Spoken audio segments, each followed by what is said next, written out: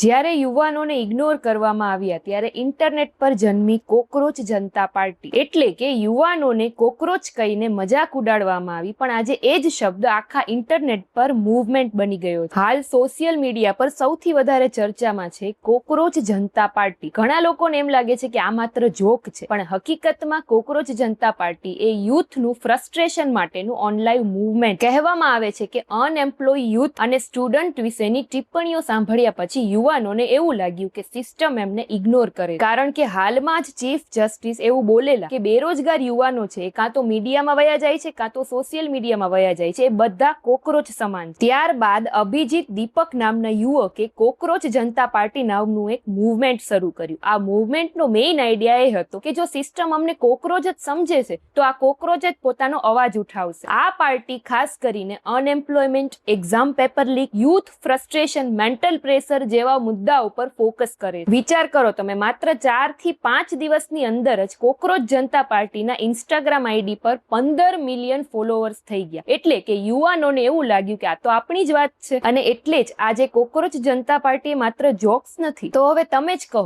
કે કોકરોચ જનતા પાર્ટી માત્ર ટ્રેન્ડ છે કે યુથની રિયલ ફિલિંગ છે?